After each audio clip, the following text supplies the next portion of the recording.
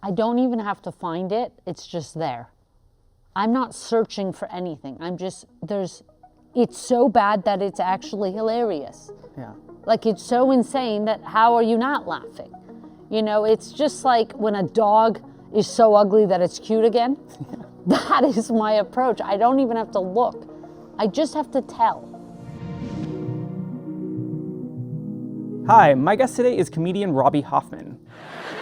Men are still asking me for walks and drinks. Yeah, I always say no to the walk, but yes to the drink, because I'm Jewish first, then gay.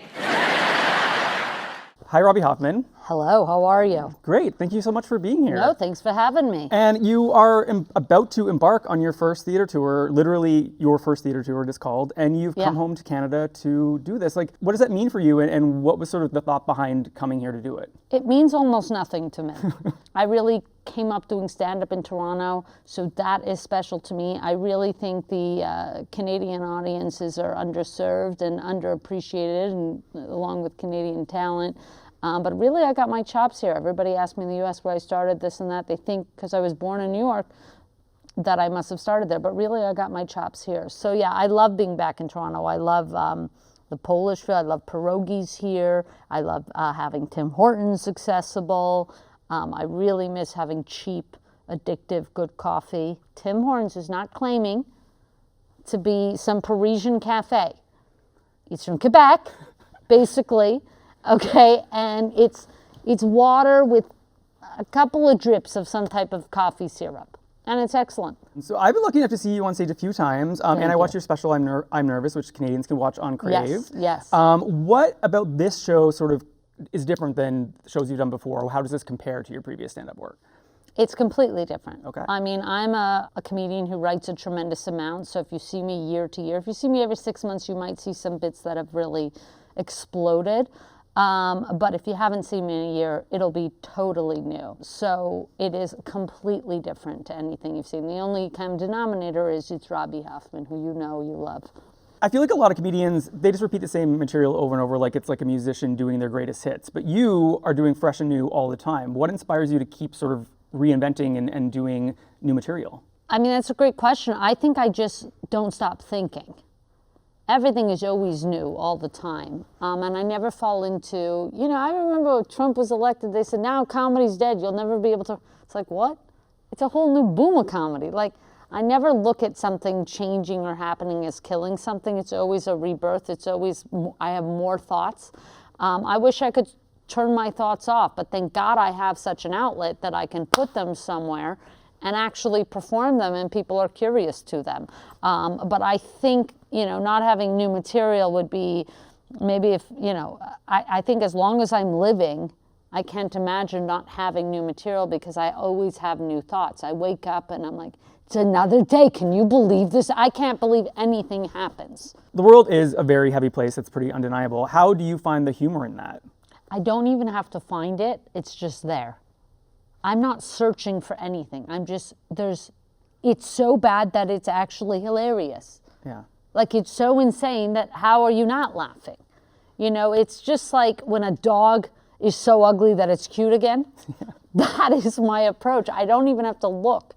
I just have to tell. So I just have that, the eyes where I see it as funny, but almost sometimes in a sickening way, sometimes in a silly way. There's different kinds of funny, and they take on different flavors. So all I have to do is see it.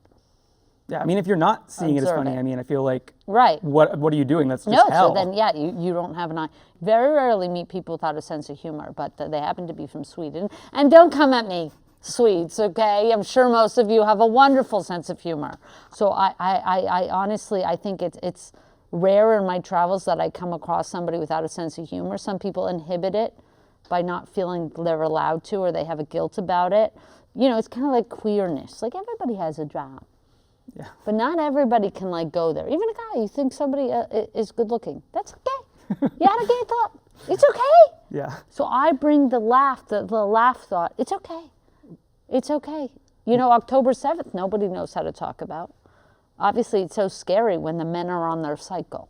Anything is viable. So even just saying that, you know, I can right away, the whole room is dead.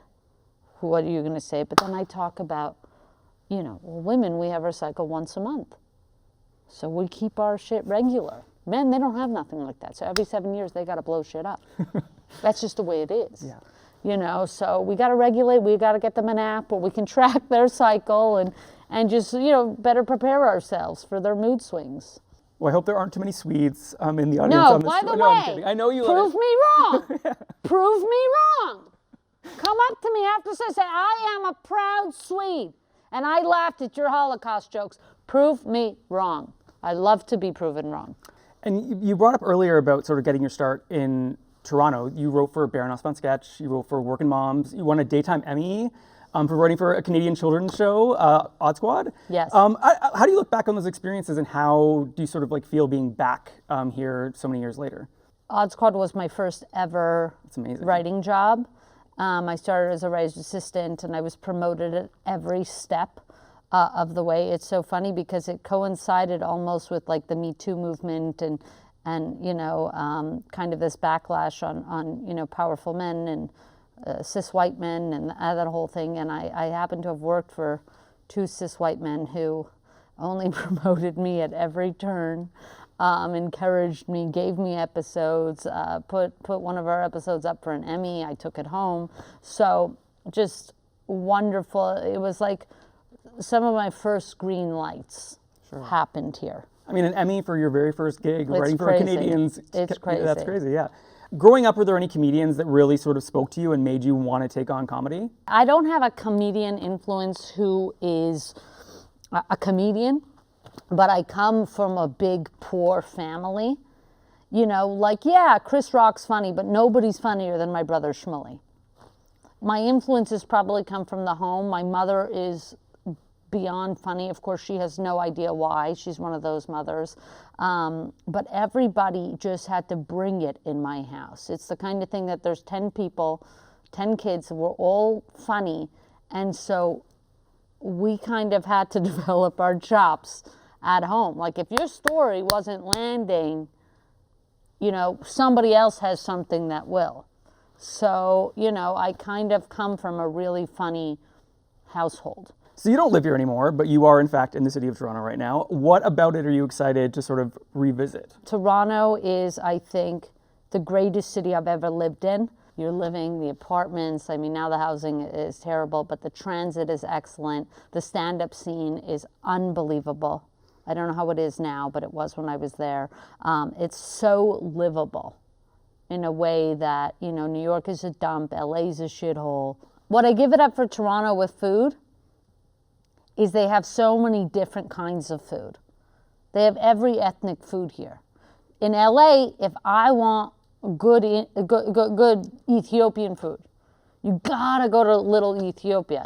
It's a trek. Here, you'll find Ethiopian restaurants kind of sprinkled. In LA, it's all separate. In New York, it's separate, but the different food, the Caribbean food here, jerk chicken is abound. Like, it's just, you have to seek this in Los Angeles. And that's what I miss about being in Toronto. It's just walking along Bloor, like you're in the mood for sushi, go. You're in the mood for Indian, go. It really doesn't matter. All the food is mixed in, plus it has its own areas. All the food is good here. And there's so many different ethnic foods here.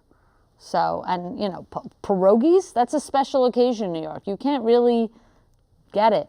Here, I get mine from a church, a Ukrainian church that makes them. But that's it. There's a Ukrainian restaurant. We went, Gabby and I, in New York just the other day, Veselka in New York. But it's like there's a line around. Like, you can't just grab anything easy willy-nilly. Yeah, there are no real lines here. In New York, that's a whole culture. No, because New York is very like haute cuisine. So everything is like, there's a leaf on the plate, there's this. And you're going to have a wonderful experience and cocktails, but it's more of the cocktail experience versus like if you're starving and you want to eat, like, there's nothing like the Ethiopian restaurant, the Ethiopian restaurant right by the comedy bar. You used to always go, Nazareth. Yeah. Like, you go in there, you're going to wait an hour, and you're going to leave full as hell. Can you tell us a little bit about sort of like the podcast that people could listen to or other ways people can find you? Yes, my Too Far pod kind of became a random success. The New York Times called it addictive. We made a bunch of lists and stuff. That is hopefully going to resume after this tour in October. So perfect timing if you're listening. Jump onto the pod, Too Far Pod. And so the best chance really is to come see me live. Follow me on Instagram and listen to my podcast, Too Far. Thank you so much for being here today. Thank you. God willing, I can continue to do it to 120. Hashem and whoever's listening, I don't need problems. I'm blessed and I appreciate the gift. Let's take a photo. 3, 2, 1.